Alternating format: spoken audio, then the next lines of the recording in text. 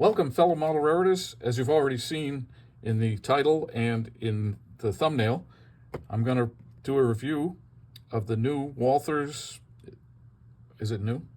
Recent Walthers Mainline GP-9. This is a Central Vermont version, and it has DCC and sound with Loc sound. What I'm going to do, hopefully, is open it up, talk a little bit about what the model is giving us. And whoa, look at all the dirt on that pad. Gross.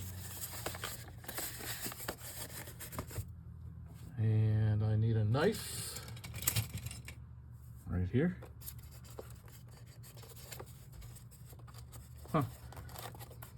Some reviews online I've seen, they open on the sides. Now most people try and pull these out with their fingers. I'm going to use the plastic wrap. Hopefully this will come out easy. It's not cooperating. Wow. Everybody I've seen online says they're in there really snug. Believe me, it is. There we go. All right. Now, since we're a Vermont-based model railroad club, I thought it'd be nice to have a Central Vermont engine for myself to run. So here she be. Let's get the foam out of here. It's nice that they put the foam handrail protectors on here.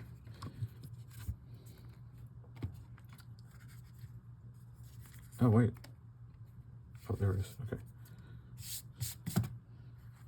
So here's our engine. It's number 4445. As you can see, 4445 would be an ex-Grand Trunk engine that was reassigned to the Central Vermont in 1963, I believe it was.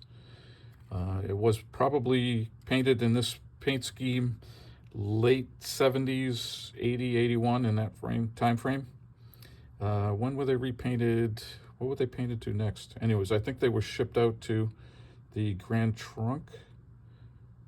I don't know what happened to 4445. Maybe I'll look it up and put it down in the description. So you can see, the interesting thing is, locomotive has this model has a crew cab in the cab, and the crew is facing long hood forward, which is correct. And does it have an F up there? Yes, it does. So it's designated long hood forward.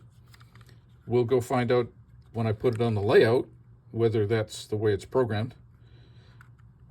It has moderately nice detailing. One of the things I thought was cool about this is that they have open cab steps. I don't know if you can see that. Yeah, there it is right there. You can see it against the light green or yellow, whatever that is. Another interesting thing is that they mistakenly put the plow. There should be a plow on this model, but it should be obviously, well, obvious to me, it should be on the long hood. Now these are the budget lines, so that's missing some details, and I will hopefully, in a later part of this video, I'm going to bring this down, hold it just a second. Hopefully in a later segment of this, I will show you the detailing that I did on it. Now again, it's supposed to be long hood forward, so the horns should be up here. I think they should be right here. Because of the long hood forward, I have on order a bell to go up here, hangs up over the front. Central Vermont engines had a winterization hatch here. I'm not sure I have a winterization hatch. I'm gonna have to look in my stock of supplies. These also had spark arresters, like what do they call them, a garbage can or trash can spark arresters. So I have a pair of those coming.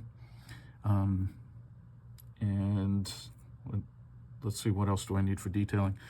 I like to put the lift rings. So I have lift rings at home. There are no grab irons on the front and back, and I have grab irons at home in my stock supplies. And a radio antenna too. I'll look into that. As far as the end detailing, I will probably put MU hoses on, and obviously, as mentioned before, I'm going to move the snowplow to the long hood. And on this side, it should have, I'm not sure again if I have anything in stock at home, it should have re-railing frogs right up here, 1 or 2, leaning up on the step right there. But I thought I would try one of these. The reviews online have been pretty good. Nobody's done one on the CV engine. And I wanted to show you a little bit about what I go through when I buy an engine to run with the intent of running at some point on the club layout. I'll take you down there and show you some of the things we have to deal with when we run trains here as far as grades are concerned. It's one thing for somebody to say on a YouTube video that this has a pull of X number of ounces, which equates to X number of cars on flat and level track. Nobody, well, very few of us have that on their layout. And certainly we don't. We have a large helix, like 1.5 turns, I think, which really bogs down the trains. So we'll take it down there in a minute. First, one of the things I think which really affects the pulling power of a locomotive is its weight, or mass, if you will, if you're of a scientific bent. So let's see what this thing weighs. I'm sure that the screen isn't in view, so I'm going to have to zoom out here with the camera. Okay, well, I'll turn it sideways then, if it doesn't want to cooperate. So I'm seeing 13.4 ounces. Do you want to see that in other measurements? 380 grams. So 13.4 ounces, that's a pretty good weight. I always figure you want to be somewhere around a pound. Anything over a pound is what I consider to be a fairly heavy engine. 13, 14 ounces, that's not too bad. This should pull well. And yeah, let's go down and take a look at it. Talked about the details. Oh, another thing I think is cool about these, if I can do this, is that they also have etched metal walkways. Etched metal, etched plastic, whatever. The walkways have 3-dimensional casting to them. So I think that's pretty cool for a budget engine. And I didn't mention the budget. These are available right now at a retailer which is very close to where I'm standing right now. $183 with the Loke Sound decoder. I paid $160 with shipping on eBay, which I consider an engine with a sound decoder is a hell of a value. So let's go downstairs, try it out. I want to see which direction is forward as far as the programming is concerned, and how does it pull on the layout. I should have thought to show you this. In the background is Grand Trunk number 4444 in its original paint scheme from the 1950s up to, say, the early 60s. And in the foreground is the CV 4445. So they would have been delivered the same order. So the detailing would be similar, if not the same. So we need cab window shades as well as the bell, the 3-chime air horn there, the winterization hatch, and the can style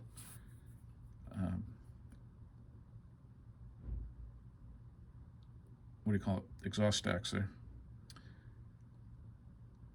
And of course this is gonna, in my book, need KD couplers, minor consideration, and the Sinclair antenna up there. All right, here we are on the tracks at the club, and you can see both engines are sitting there. I didn't mention the finish on that. That's Larson green. It looks pretty close to my eye. It's a little shiny, for my opinion. I will no doubt spray it with some Tester's dull coat. But let's program the engine. I need to select loco, and hopefully it's number 3. turn on the headlight, and I see long hood forward. Look at that. Wow. Hit function 8, and it makes noises. It's gonna do, yep, startup routine. Is that it? Okay. Now I want to turn this a little bit to the right. See if I can go forward with it.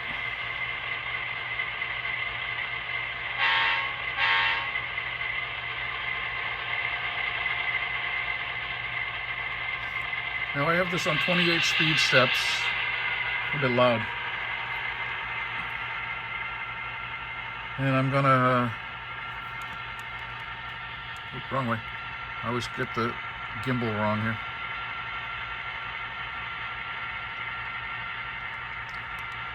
Did I mention I always get the gimbal wrong? Now what I'm gonna do is I have a long string of cars right there. One of the steepest grades on the layout is coming out of the yard, and I'll show you that in a minute. I have way too many cars on here. I know I should never get out of the yard. Let me just see. 1, 2, 3, 4, 5, 6, 7, 9, 10. I'm going to cut it at 10.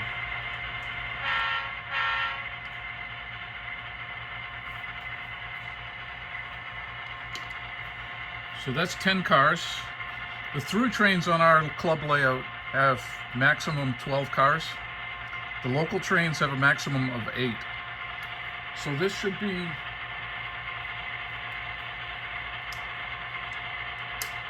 a little bit long for a through train, a local train, and probably a little bit short for a through train. But again, on our layout, a through train would have usually 2 engines.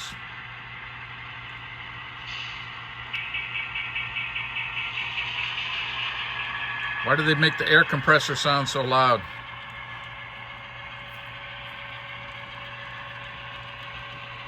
We're going past the engine facility in the club. And this is the town of Arlington, the city? I don't know.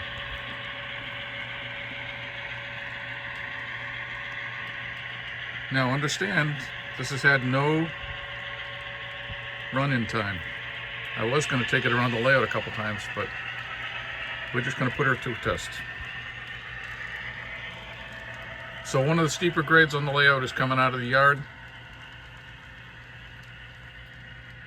And you can see she's bogging down. But I think it's going to make it. And it's going to come out over there, up by the alien hunter van. Still moving, but not by much. Come on.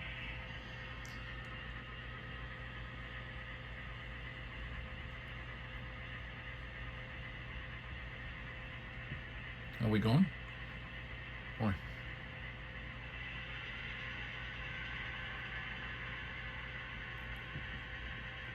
Uh-oh. I'm not seeing a headlight. I don't think we're going to make it.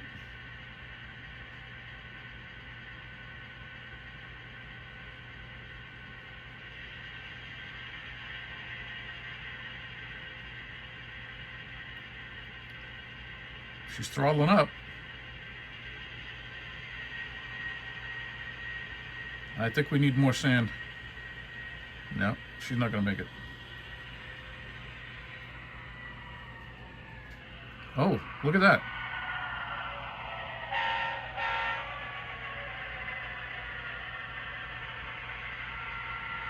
Look at that. Wow. So that's my test for whether a locomotive can run on the club layout, is can it make at least 8 cars out of Arlington, which we did. Now the next test will be in the helix, which is over to the left here, and we'll get there in a minute. Come on.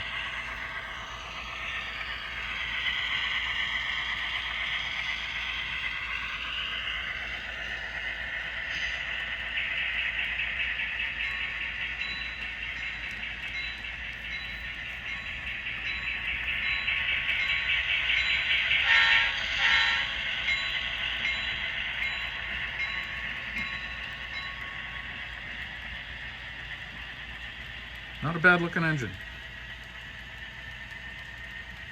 It sounds pretty good too.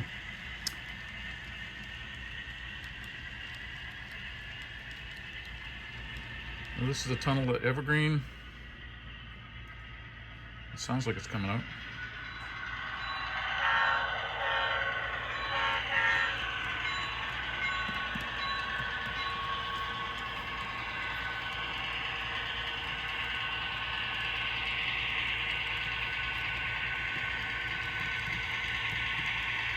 So I know this won't make it as a single engine on a through freight. Let's see if it'll work as a local. Uh-oh. We have a bad switch here. Come on, there it goes.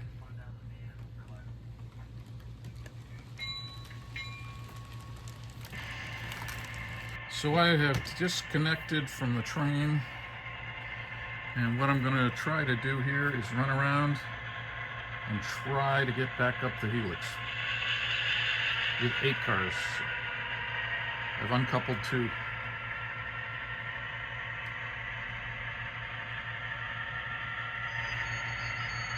Again, this is running on 28 speed steps. That's 4 out of 28. 5. Turn on the bell to warn the passengers at Evergreen Station.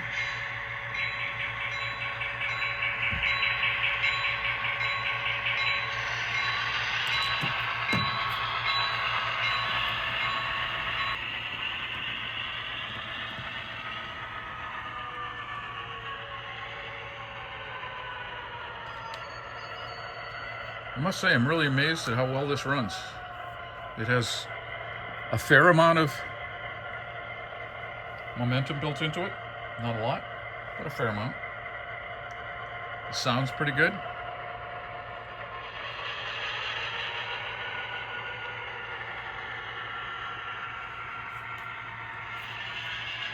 So we're going to back up to our train and see if we can get up the helix with 8 cars and a caboose. Again, I'm just testing this to see if this is going to be a good candidate to use on local freights here at the NWV.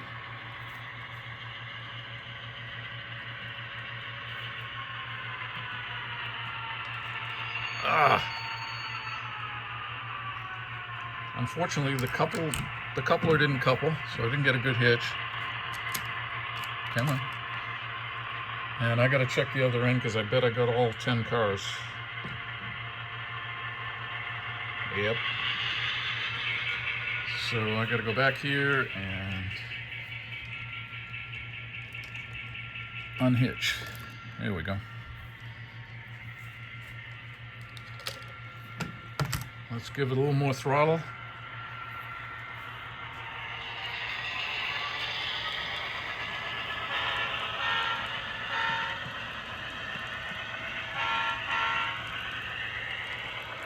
A little more.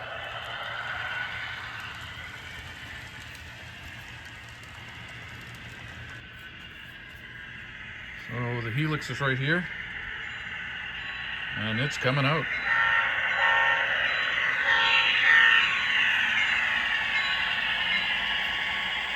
No problem. Very cool. So as far as I'm concerned at this point, it succeeds at being a locomotive on the club layout. We also run modules at the fairgrounds in Essex Junction once a year, and there's no grades on the modules, so this would hold easily 20 cars, I'm sure, with no problem. So now that we've made it to the top of the grade, and actually the steepest of the grade, what usually catches engines is right about 5 feet back between that porthole and where it came out of the top of the grade. Passes with flying colors. I really like this engine so far.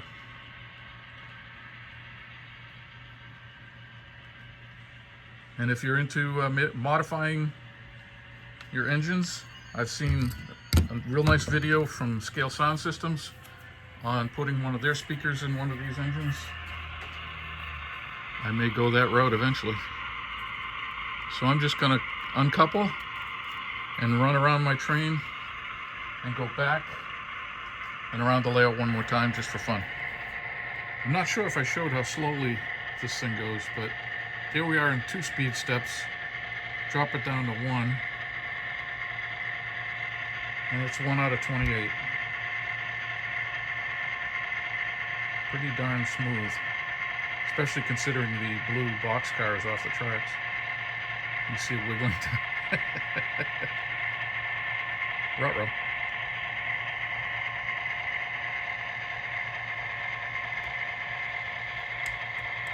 Makes for really nice switching. As long as the couplers, you have to hit it with a little bit of force to make them couple.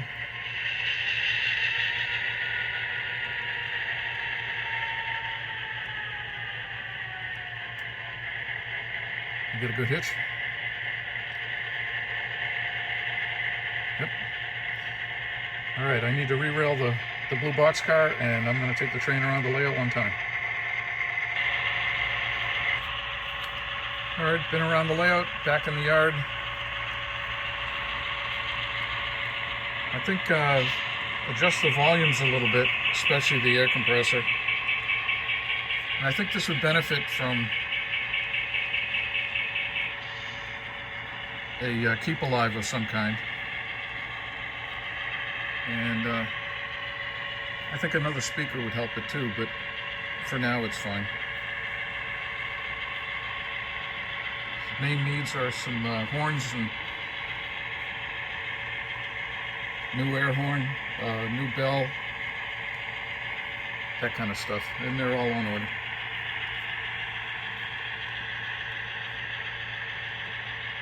So I got to bring this up into the yard, put the train back together again where it was, so that nobody knows that I did this. Don't tell anyone.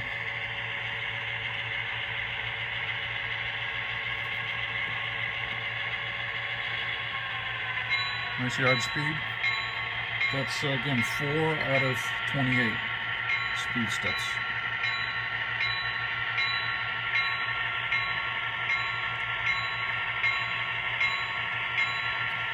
This runs so nicely, I would really like to have another one. I'll tell my wife.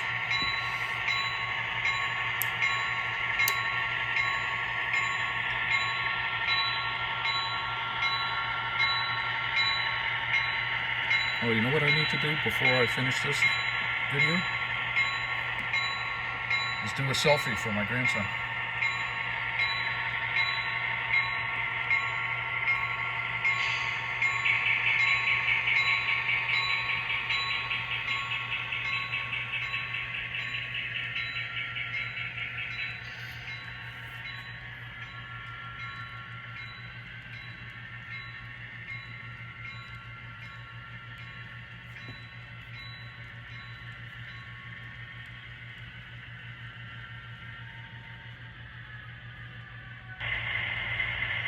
I definitely should try pulling a bunch of cars and see what happens. Doesn't seem to be having any problems. 1, 2, 3, 4, look down. 5, 6, 7, 8, 9 to the pulpwood car. 10, 11, 12, 13, 14, 15, 16, 17 cars. So I think it would probably pull 15 to 20 cars on straight and level track with no problem. All right, so there's the 2 of them. The Grand Trunk and the CV 4444 and 4445. The 45 has low sound. It's a budget decoder. The 4444 has a Tsunami 2, no, it's not a Tsunami. It's an Econami decoder. So just to get myself in here for my grandson so he can say, oh, there's Papa. There's the engine I'm reviewing today. And there's the Grand Trunk engine I'm just doing a little comparison to. By the way, the Grand Trunk engine, that's an Atlas Kato, an old one from back in the 80s. And there's that noisy air compressor. Bye for now. Probably I'll put another little addendum to this for the details on that baby back there. Have fun with your model raring. Bye-bye.